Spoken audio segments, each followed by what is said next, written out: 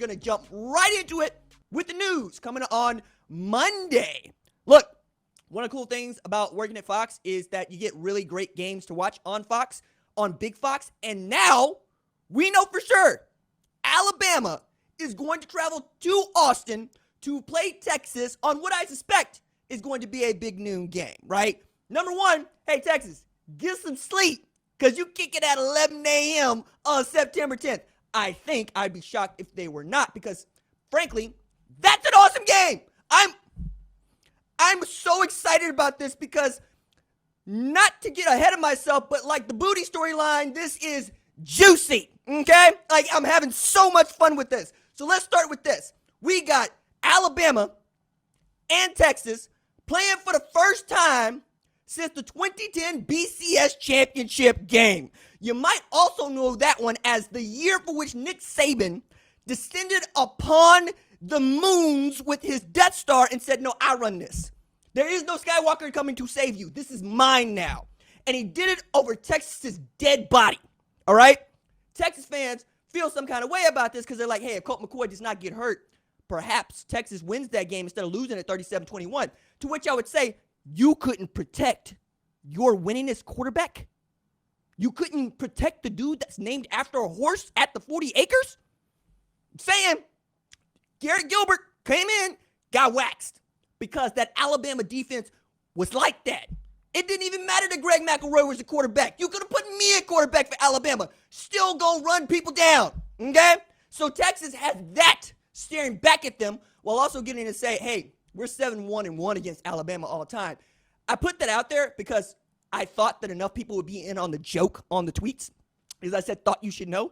But apparently, some of y'all Bama and SEC stands took that rather seriously and to heart. It's like about, yo, RJ, I went and checked on the dates for these games, and it's been some decades. Want to say it was like William McKinley, who was the last president, the last time that Texas beat Alabama, to which I'm going, the best take is always going to be a fact that people want to argue. It's what I built the whole show and my whole being around. Find a fact that people want to argue, and that is 7-1-1. And then we get off the rip, we got Sarkisian versus Saban.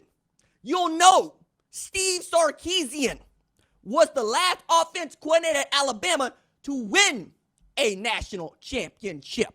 You'll also remember they went 13-0, which led to him getting the job on the 40 acres. It's not just Sarkisian that is there, though. It is also quite a few former Bama staffers and former Bama players. Now, I thought one of the things that was most interesting about all of that is that I'm not totally sure that of all those dudes, the one that is going to have the most to say is actually Quinn Ewers. Okay? Now, let me walk this out. Number one, we got the best quarterback to come out of Texas in quite some time. First, we had Ewers commit to Ohio State, reclassified to go reportedly take $1 million in name, image, and likeness money, only to transfer back home to Austin to play where everybody thought he should be playing the first time after leading the South Lake Carroll Dragons to a state championship appearance, right? So now you have that dude who is on the short list of the 6 players who achieved a 1.000 rating according to the 247 composite. Like another former Texas quarterback named Vince Young. So all that, and you have Quinn Ewers in a position to lead Texas to its biggest win since Vince Young took down SC in the 05 championship game. I remember watching Vince strut into the end zone. I remember the rose in his teeth. And I remember thinking, they just beat the best team I've ever seen.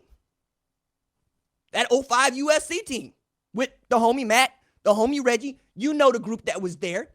And I'm saying, did I think anybody else would match that? Well, we've seen 2018 Clemson. We've seen 2019 LSU.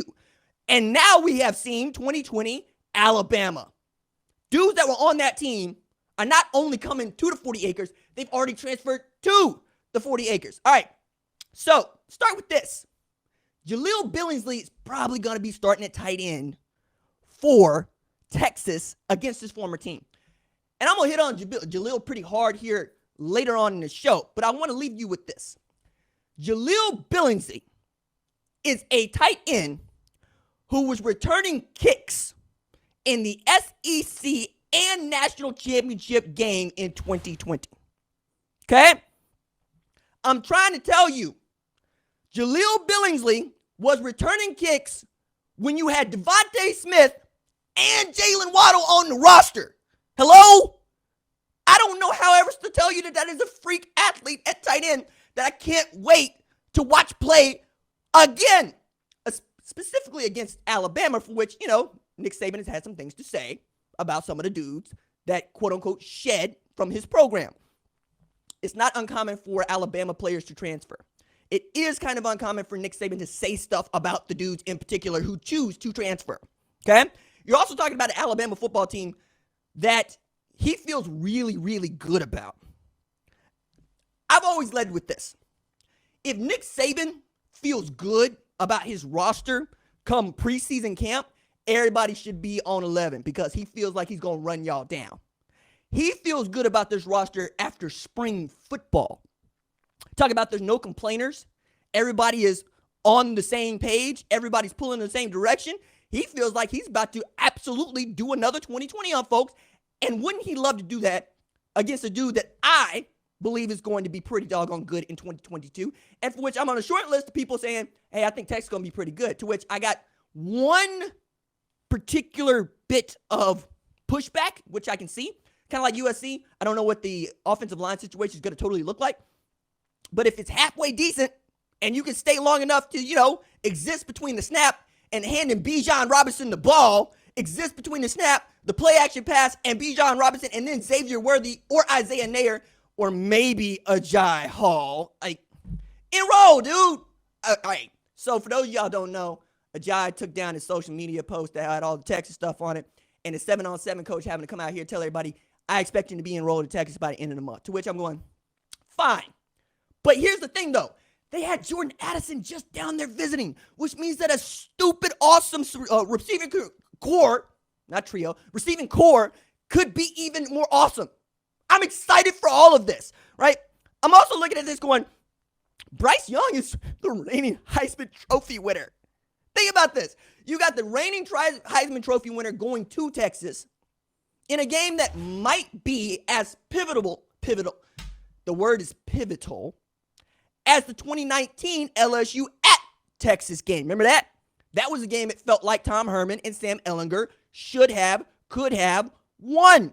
Probably flips around the entire trajectory of not just that season, but those two, that player and that coach in particular. I think that this game is going to be as pivotal, got it this time, as that game was. Plus, there's still some room for growth for Bryce, right? Sometimes he looked indecisive. Like, you got to be able to go carve up an Auburn team that wasn't very good, and he wasn't able to do that, right?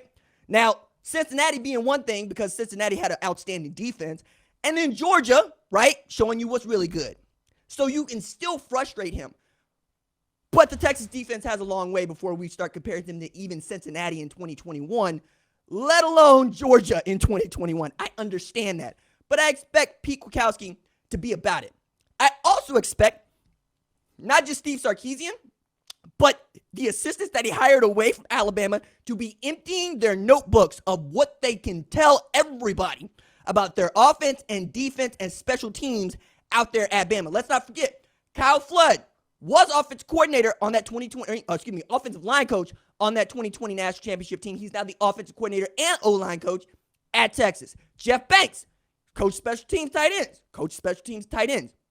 It's almost as if Texas would love to get a monkey off of their back with a win against Alabama, which would lead everybody to believe what I think, which is Texas is on its way back, right? Now, it's hard to say that after going 5-7, losing Kansas and Austin. I understand that. But two things on that. One, that game was awesome. And while I had a very good time dunking on Texas because I'm an Oklahoma fan, I enjoyed watching that game. And also, you know how I feel about Lance Leipold. Like, that man's going to figure it out at Kansas. Everything on that. I will put everything on that. That man is an outstanding coach. So it's not as if Steve Sarkisian lost to a dude that, frankly, wasn't just destroying people at the lower levels and then went to Buffalo and turned them into world beaters. It's going to be just a matter of time because remember, Kansas is Kansas, but it wasn't like 15 years ago that they're playing in a New Year's Six Bowl, ranked like number 3 in the country. You can do those things at Kansas if you want to. I know I'm making excuses for a Texas team that also lost in quadruple overtime to Oklahoma while they sat Spencer Rattler and brought Spencer Rattler back in to go finish the game, as much as many people don't want to forget. Like, he actually won that game, even as Caleb Williams got them back into the game.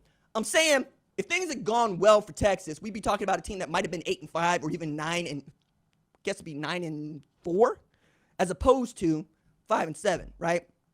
I think that I'm going to be talking about Texas in this way for the foreseeable future. Then we'll see what games are played and what people look like because, hey, Arkansas also gave them a game. Arkansas ended up being a 9-win team, right?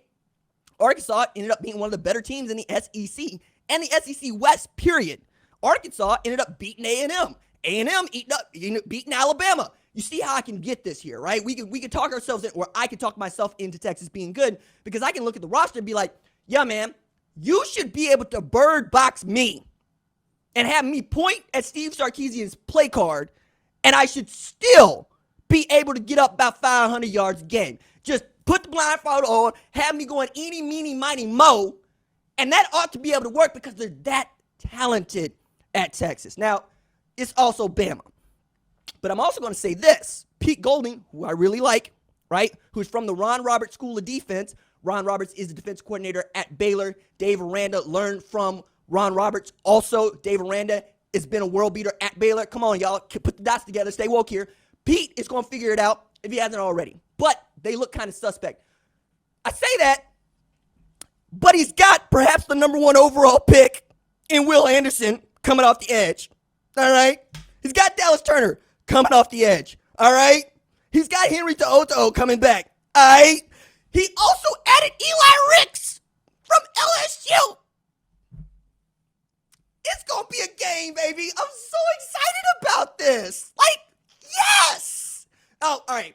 So, obviously, I'm fired up about it, but please let me know in the comments of the YouTube channel or on the tweets what you think about it. But I also want to get back into this. It wasn't that long ago, matter of fact, it's last week, that our man's Nick Saban went on a local SEC radio show. I'm joking. Paul Feinbaum's show is enormous. I'm making a joke there. Please don't lose your mind over that. But he did say of his own volition that he wanted parity college football. So I got the full quote here, all right? And I want to make sure that everybody gets the full understanding of what he said because I don't want to take this out of context at all. The quote is, one of the things I like to see us be able to work back to is everything in college football has always had parity.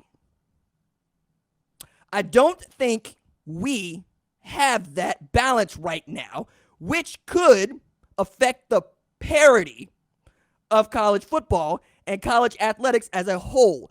I know we've got a lot of good people working on it, and I'm sure they'll come up with a good solution.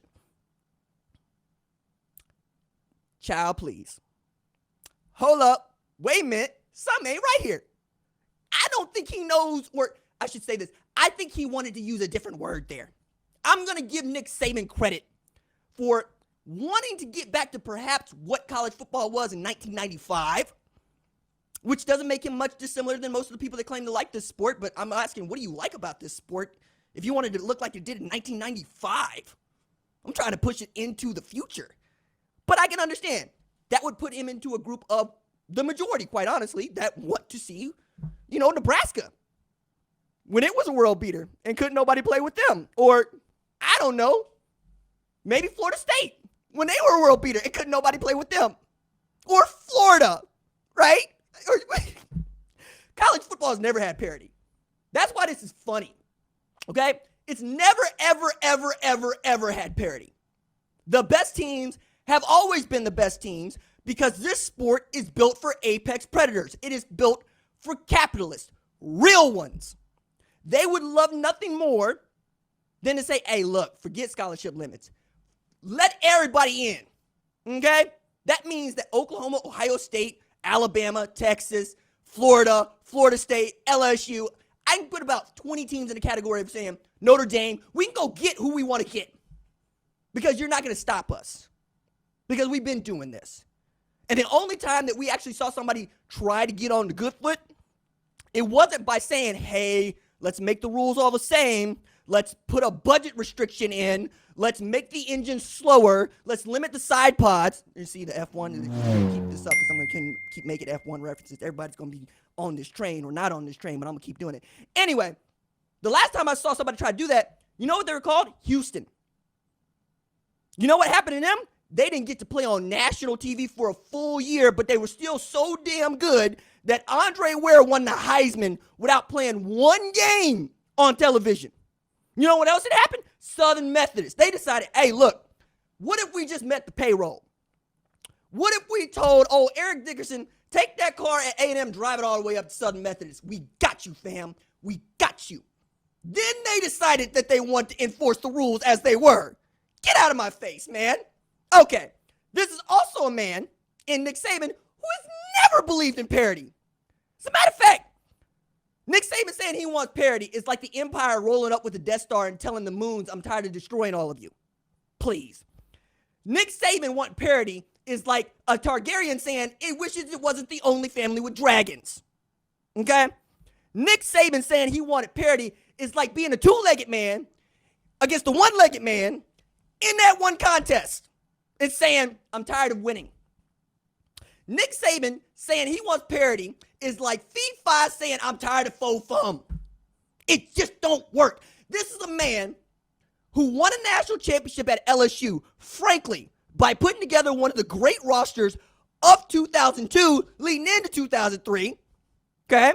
Then left and decided to pursue a dream of being a professional head coach in the NFL. Stay with the Dolphins long enough to learn two things. One, never trust a doctor's opinion about Drew Brees' shoulder. Two, why am I in this sport where I'm allowed one first-round pick when I can go back to the other sport and get 25 every single year? And he chunked up the deuce and took his behind to Tuscaloosa, okay? In the words of the immortal Miss Terry, she said, we looked at Alabama and we saw another LSU, and I'll be doggone if they were not right. Okay? I'm trying to tell y'all, he left the NFL because it is too much of a socialist organization. They said, hey, if you are trash, we will give you the pick of the litter in the upcoming draft. To which Nick Saban looks and goes, how does that even make sense? Why would I go out of my way to try to win the Super Bowl if I'm going to be punished by getting bad football players? No, I want to win championships, and I want to win multiple championships. It's why we're talking about Nick Saban having won seven national championships and 6 in Alabama since 2009. Get out of my face, man. Parity? You don't want no parity. You just want to be able to keep your hands in everything, and I understand that. Doesn't make you any different than every other college football fan who's not me. I'm here for the chaos. I thrive in it, okay? You know, part of my story is looking at this landscape and going, nah, I can work in this. Because when it all feels fair and the rules are all the same, yeah, okay, little dudes don't get to show out. But if you throw a wrench into those rules and you make it a little bit more difficult for the money folks to move around, guess what the nimble folks are going to do? We're going to come get you. Thanks for watching this video. And remember, hit that subscribe button so you don't miss any other videos on the #1 Ranked Show YouTube channel.